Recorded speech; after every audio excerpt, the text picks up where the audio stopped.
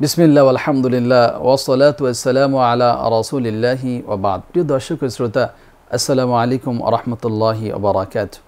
পেনভিশন টিভির সৌজন্যে ইমাম নববী সংকলিত প্রখ্যাত হাদিস গ্রন্থ হাদিস আরবাঈনের সিরিজ আলোচনার আজকের পর্বে আমরা আলোচনা করতে চলেছি ৩০তম হাদিস, আল্লাহ রাব্বুল আলামিনের অধিকার। عن أبي ثعلبة الخشاني رضي الله تعالى عنه عن النبي صلى الله عليه وسلم قال আবু সাআলাবা খুশানি রাদিয়াল্লাহু তাআলা আনহু থেকে বর্ণিত, তিনি বলেন রাসূলুল্লাহ সাল্লাল্লাহু আলাইহি ওয়াসাল্লাম বলেছেন, ইন্নাল্লাহা তাআলা ফারাদা ফারাইদা ফালা তুদাইয়ুহা, নিঃসন্দেহে আল্লাহ রাব্বুল আলামিন কিছু কাজকে ফরজ, অপরিহার্য, আবশ্যকীয় করে দিয়েছেন, অতএব তোমরা সেগুলোর ব্যাপারে অবহেলা করো না। ওয়াহাদ্দা হুদুদান ফালা তা'তাদুহা, আর আল্লাহ রাব্বুল আলামিন সীমাকে নির্ধারিত করে দিয়েছেন, অতএব সেই সীমাকে তোমরা লঙ্ঘন করো না। ওয়াহারামা আশিয়া ফালা তানতাহিকুহা, আল্লাহ রাব্বুল আলামিন কিছু জিনিসকে হারাম করে দিয়েছেন, অতএব সেগুলোকে তোমরা অমান্য করো না। ওয়াসাকাতা আন আশিয়া রাহমাতাল লাকুম গায়রা নিসিয়ান ফালা তাবহাসু আনহা, আল্লাহ রাব্বুল আলামিন তিনি ভুলক্রমে নয়, দয়াবশত কিছু বিষয়ের ব্যাপারে তিনি নীরবতা অবলম্বন করেছেন, অতএব সেই বিষয়ে তোমরা অনুসন্ধান করো না, সেই ব্যাপারে বেশি খোঁজ খবর নেয়ার চেষ্টা করো না। এই হাদিসটি দারে কুতনি এবং অন্যান্য হাদিস গ্রন্থে বিশুদ্ধ সনদে বর্ণিত হয়েছে। প্রিয় দর্শক শ্রোতা, রাসূলুল্লাহ সাল্লাল্লাহু আলাইহি ওয়াসাল্লাম এই হাদিসের মাঝে আল্লাহ রাব্বুল আলামিনের অধিকার এবং তার সীমা রেখাকে তিনি আমাদের সামনে উপস্থাপন করেছেন। মাত্র 4টি কথা এই প্রসঙ্গে তিনি বলেছেন, ইন্নাল্লাহা ফারাদা ফারাইদা ফালা তুদাইয়ুহা, আল্লাহ রাব্বুল আলামিন কিছু দায়িত্ব আমাদের জন্য অপরিহার্য করে দিয়েছেন, যেমন ঈমান আনা অপরিহার্য করে দিয়েছেন, সালাত আদায় করা, যাকাত প্রদান করা, সাওম পালন করা, হজ করা, এইরকম কিছু বিধি বিধানকে রব্বুল আলামিন আমাদের জন্য অত্যাবশ্যকীয় ফরজ তিনি করে দিয়েছেন, অতএব এই দায়িত্বগুলো পালনের ক্ষেত্রে কখনো কোনো অবহেলা করার সুযোগ নেই। দ্বিতীয়ত, আল্লাহ রাব্বুল আলামিন কিছু সীমাকে নির্ধারণ করে দিয়েছেন, যেমন তিনি বলেছেন তিলকা হুদুদুল্লাহি ফালা তা'তাদুহা, এটা হচ্ছে আল্লাহর সীমারেখা, আল্লাহর ফারজিয়াত, অতএব তোমরা এটার ব্যাপারে লঙ্ঘন করো না।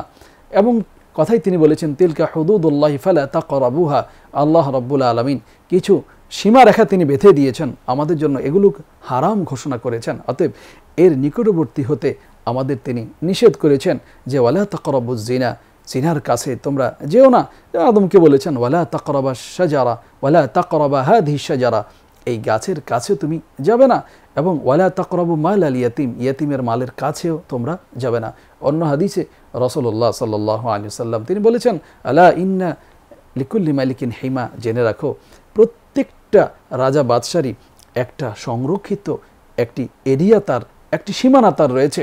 ওয়াহিমা আল্লাহি মাহারিমুহু, আর আল্লাহ রাব্বুল আলামিনের এই সীমা রেখাটা হচ্ছে তার হারাম সমূহ, অতএব যে জিনিসকে আল্লাহ হারাম ঘোষণা করেছেন, যদি কোনো ব্যক্তি কোনো পাপ করে অন্যায় করে সেই জন্য রব্বুল আলামিনের নিষিদ্ধ সেই সীমায় প্রবেশেরই এক অপচেষ্টা চালায়, ফলে রব্বুল আলামিন রাগান্বিত হন এবং তাকে আযাব আর তিনি তার প্রতি শাস্তিকে চাপিয়ে দেন। অতএব রব্বুল আলামিন যে সীমা রেখা দিয়েছেন কোনো অবস্থাতেই সেটাকে লঙ্ঘন করা যাবে না। তারপর ওয়াহারামা আশিয়া ফালা তানতাহিকুহা, আল্লাহ রাব্বুল আলামিন কিছু জিনিসকে আমাদের জন্য হারাম করে দিয়েছেন, কোনো অবস্থাতেই সেটাকে অমান্য করা যাবে না। তিনি সুদকে হারাম করে দিয়েছেন, ঘুষকে হারাম করে দিয়েছেন, জিনাকে তিনি হারাম করে দিয়েছেন, কোনো অবস্থাতেই রব্বুল আলামিনের এই সিদ্ধান্তকে অমান্য করে কোনো হারামের প্রতি কেউ অনুপ্রবেশ করবার দুঃসাহস দেখাতে পারবে না। ওয়াসাকাতা আন আশিয়া রাহমাতাল লাকুম গায়রা নিসিয়ান, আল্লাহ রাব্বুল আলামিন আমাদের প্রতি দয়া পরবশ হয়ে কিছু বিষয় সম্পর্কে নীরবতা তিনি অবলম্বন করেছেন। এই বিষয়ে তিনি কোনো কথাই বলেননি, তবে সেটা তিনি ভুলক্রমে নয়।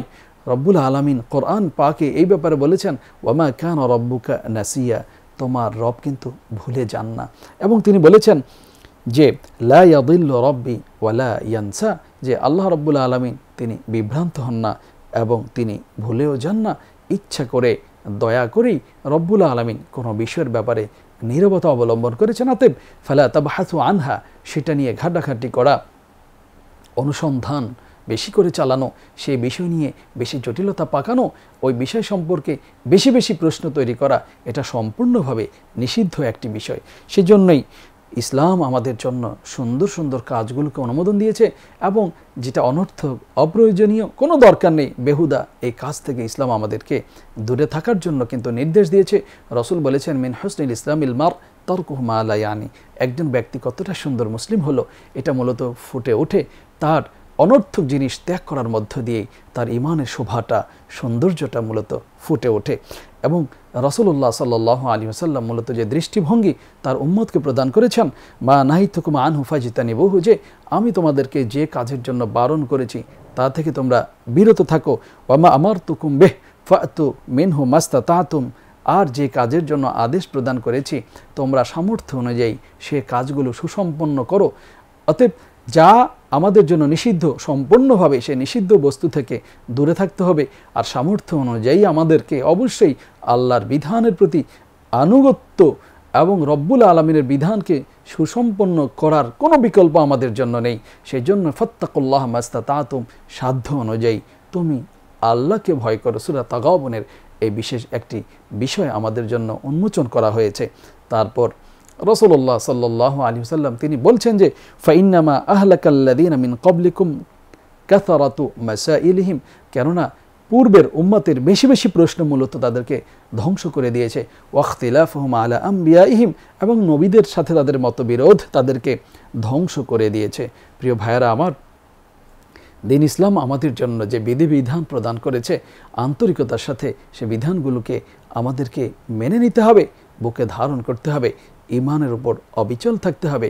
আর যে জিনিস আমাদের সামনে রব্বুল আলামিনের পক্ষ থেকে নীরবতা পালন করা হয়েছে এই বিষয়গুলো সম্পর্কে ঘাটাঘাটি করে মূলত জটিলতা আর এগুলোর মাঝে সন্দেহ পাকানো ছাড়া মূলত এগুলো নেফাকেরই একটি প্রতিফল, যে যেই ব্যক্তি আল্লাহর প্রতি যথাযথভাবে ঈমান পোষণ করেনি সে ওইসব বিষয়গুলো নিয়ে বেশি ঘাটাঘাটি করে, যেগুলোর বিধান তার কাছে আসেনি, স্পষ্ট করে তার সামনে কোনো বিবৃতি আসেনি, কিন্তু সে সেগুলো নিয়েই কিন্তু বেশি বেশি করে চর্চা করবার অপচেষ্টার মাধ্যমে মূলত ঈমান থেকে সরে যায়।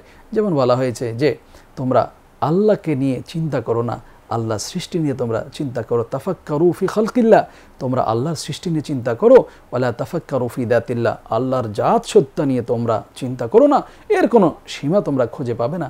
এই রকম অতি স্পর্শকাতর বিষয় থেকে মূলত একজন ঈমানদার নিরাপদ দূরত্ব অবলম্বন করে দিন ইসলামের উপর অবিচল থাকার মাধ্যমে সে রব্বুল আলামিনের অধিকার তার সীমারেখাকে যথাযথভাবে সে সম্মান মর্যাদা দেওয়ার মাধ্যমে ঈমানের উপর অবিচল থেকে জান্নাতের সেই পথে সে অগ্রসর হয়।